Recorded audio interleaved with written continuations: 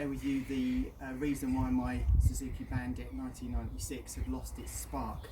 I'd been scratching my head for about 2 months now, since the beginning of lockdown, trying to sort it out, and the last thing I fitted was the problem, and it wasn't on any of the forums, so I thought I'd just share it with you today. And it was the starter motor, believe it or not.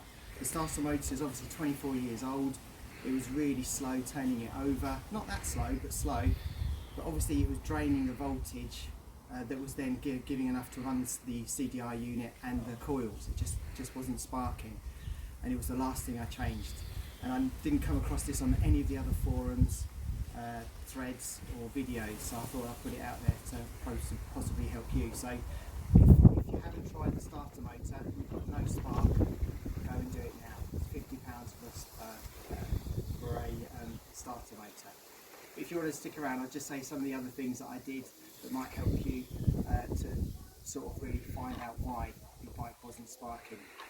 So first of all, what I did is I had to buy a new battery, so I got the slightly bigger one for the 1200, and it was quite good. If you take out that battery, then there's at the bottom there's a little spacer. Take the spacer out, then the bigger battery will fit for the 1200, which was really good.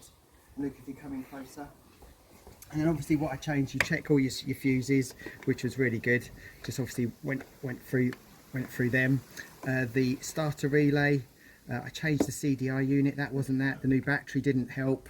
But obviously there's one earth lead from here right through down to the back of the engine. So just check that that's okay. And there's another earth strap just there which runs the rest of the electrics. So that's a major connector. So make sure that's all okay. And then what I did do is I got some contact cleaner, and I went around all the contacts around all the bike, took the headlight out, and then behind here you've got all your electrics. So I took all the blocks apart, sprayed it with connector fluid cleaner. I even tried a new ignition switch, but that didn't work.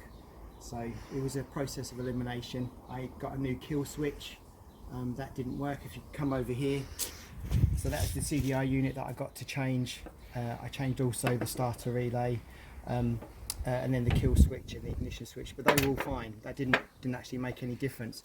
Put new spark plugs in it as well. And the thing that really helped me, because actually went in the end, because none of it was working, I started to go through on the manual here, the Suzuki Bandit manual, go through the different circuits one by one, and with a multimeter set here to test continuity, I was actually going through, if you turn it around to there, and then it says 1, if you get continuity it goes down to 0.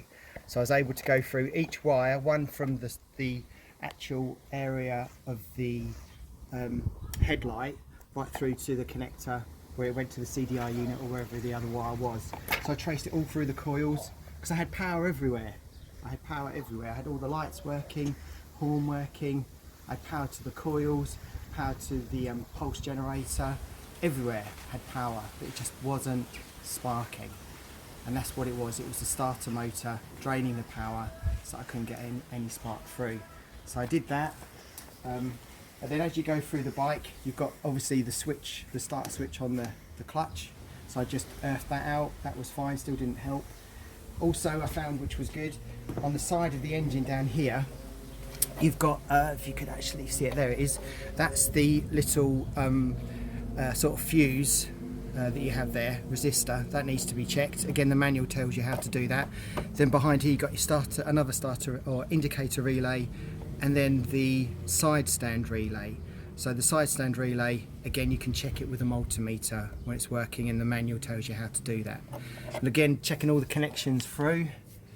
And the one that sort of confused me was the switch for the side stand. They tell you to check the relay, but I didn't know how to check the actual switch itself. Now each time I checked it, it was still saying open circuit. So I got a new one, and the new one still said open circuit, but I fitted it anyway, so I'm not quite sure how it worked. But there's the new starter motor that I got for it there. So, and then I also changed the main wire from the starter motor that comes all the way through here and connects to the actual cable here. It's actually a black cable, even though it's a power cable. to your starter motor, and then basically, yeah, that was it. So I'll try and put on the end of this video the two, only about 30 seconds long, of me changing the power cable to the starter motor, how it used to start or try to start, and then what it was actually like after when I put the new starter motor on.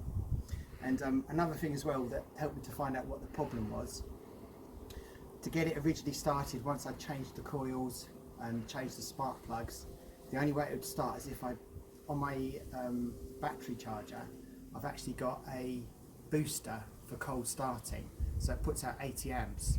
So when I whacked that on, I could then get it started. But as soon as it stopped, I went to start it again, it wouldn't work.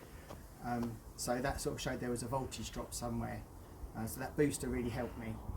But like I said, it was the earth cable and that starter motor. So I hope this video helps you. If not, sorry for wasting your time, but hopefully it might give you some ideas. And just don't give up. It took me 2 months from the beginning of the shutdown, which was the beginning of April. Now it's the end of May. Just going through all the different electrics, all the different earths, just making sure everything was all right, which it was. And it was just that last one, the starter motor. So hopefully this video will help you, and keep safe and keep well. It's running. Running now.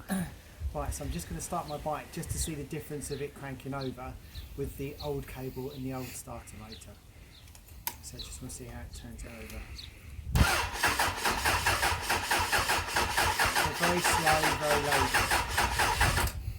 So see what happens when I fit the new starter cable and then the motor. We'll try it one each time. Right, so I've now fitted the new earth strap, so now I'm going to see if that's actually made any difference. Hopefully it has.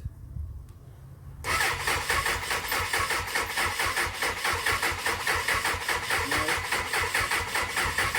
Still sounds quite laboured, so I'm going to try changing the starter motor and hopefully that'll help. When you're ready? Yeah, you filming? Okay, excellent. Right, so I've changed the starter motor main cable. Didn't really make much of a difference. Now I've changed the starter motor, and it makes such a difference. So now listen.